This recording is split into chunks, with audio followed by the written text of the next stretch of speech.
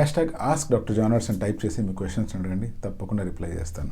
Mahender Goud, sir నా పేరు మహేందర్, నాకు థైరాయిడ్ వచ్చి 8 months అయింది, నేను హెయిర్ ట్రాన్స్ప్లాంటేషన్ చేయించుకోవచ్చా? మీకు థైరాయిడ్ ఇష్యూ వచ్చి 8 months అయింది. ఆబ్వియస్గా మీరు థైరాయిడ్ మెడికేషన్ కనుక వాడుతున్నట్లయితే, మీ థైరాయిడ్ లెవెల్స్ కనుక కంట్రోల్లోకి వచ్చినట్లయితే మీరు హ్యాపీగా హెయిర్ ట్రాన్స్ప్లాంటేషన్ చేయించుకోవచ్చు అండ్ దానివల్ల వచ్చే హెయిర్ని ఎంజాయ్ చేసుకోవచ్చు, ఎటువంటి ఇబ్బంది లేదు. బట్ మీరు గుర్తుపెట్టుకోవాల్సిన పాయింట్ ఏంటి అంటే, మీ థైరాయిడ్ మెడికేషన్ని ఎటువంటి పరిస్థితుల్లో కూడా స్టాప్ చేయకూడదు. పవన్ కుమార్, సార్ నాకు అలోపేషియా ఏరియేటా ఒక కాయిన్ సైజులో ఉంది, దానికి మీ దగ్గర ట్రీట్మెంట్ ఉందా?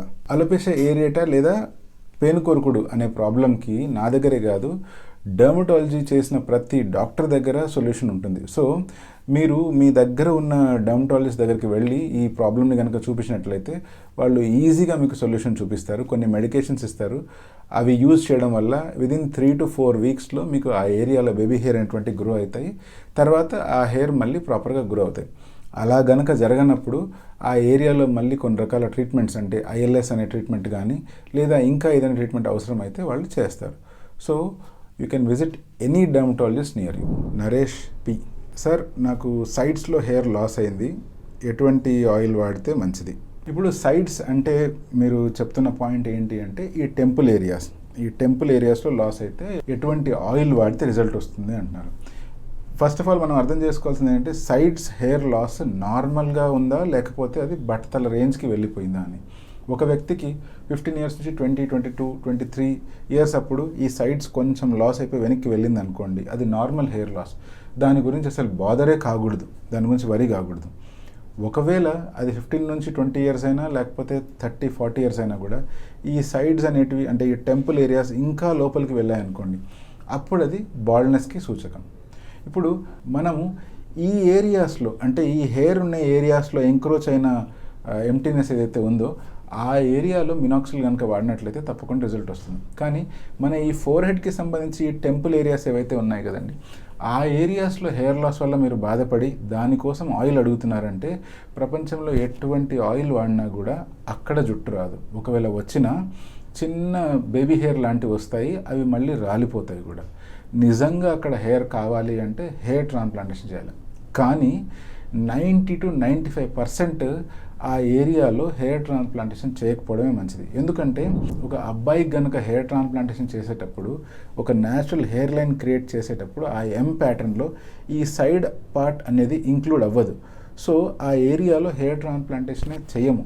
ఒకవేళ అమ్మాయిలకి కనుక ఈ సైడ్ ఏరియాస్ కానీ టెంపుల్ ఏరియాస్ కానీ లాస్ అయిపోయినాయి అనుకోండి, వాళ్ళకు తప్పకుండా ఈ ఏరియాలో ఇలా అరేంజ్ చేసుకొని హెయిర్ ట్రాన్స్ప్లాంట్ చేసుకోవచ్చు అండ్ హెయిర్ అనేటువంటివి గ్రో అవుతాయి.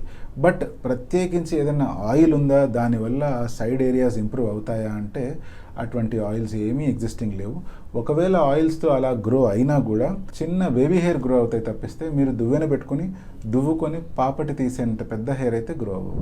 VC creations, sir coffee powder స్కాల్ప్కి అప్లై చేయడం వల్ల DST బ్లాక్ అవుతుందా? కెఫీన్కి DST బ్లాకింగ్ ప్రాపర్టీస్ ఉంటాయని మనందరికీ తెలుసు. అందువల్లనే కెఫీన్ షాంపూస్ వాడమని డాక్టర్ సజెస్ట్ చేస్తూ ఉంటారు. నేను కూడా చాలామందికి సజెస్ట్ చేస్తాను. బట్ కాఫీ పౌడర్ని డైరెక్ట్గా స్కాల్ప్ మీద అప్లై చేయడం వల్ల ఆ ఎఫెక్ట్ వస్తుందా అంటే, థియరిటికల్గా నిజంగా వస్తుందేమో అని అనుకుంటాము. బట్ ప్రాక్టికల్గా ఇటువంటి ఎక్స్పెరిమెంట్ ఎప్పుడు చేయలేదు. చేస్తే ఏం జరగచ్చు అంటే, ఫస్ట్ జరిగేది ఏంటి అంటే ఆ స్కాల్ప్ మీద ఉండే పోర్స్ అనేటువంటి బ్లాక్ అయిపోవచ్చు. దానివల్ల ఆ ఏరియాలో చిన్న చిన్న కురుపులు తయారయ్యే అవకాశం ఉంది.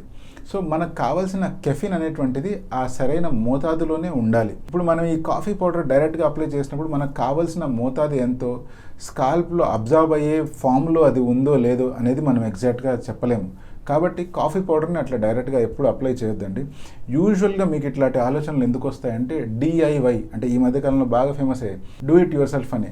ఇప్పుడు చిన్న చిన్న చిట్కాలు ఏవో అంటే డూ ఇట్ యువర్ సెల్ఫ్ పద్ధతుల ద్వారా ఇంట్లో తయారు చేసుకోండి.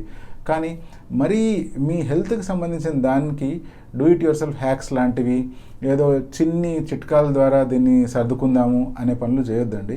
ఒక క్వాలిఫైడ్ డాక్టర్ దగ్గరికి వెళ్ళి చూపించుకోండి, నిజంగా మీకు ప్రాబ్లం ఏందో అర్థం చేసుకోండి. దాన్ని బట్టి వాళ్ళు ఇచ్చిన ట్రీట్మెంట్ని ప్రాపర్గా ఫాలో అవ్వండి. కాఫీ పౌడర్ని నెత్తి మీద అప్లై చేసుకునే తప్పైతే చేయొద్దండి. కాఫీ ఉండేది తాగడానికి, ఆ కాఫీ పౌడర్ని మళ్ళీ తలలో అప్లై చేసుకోవద్దండి.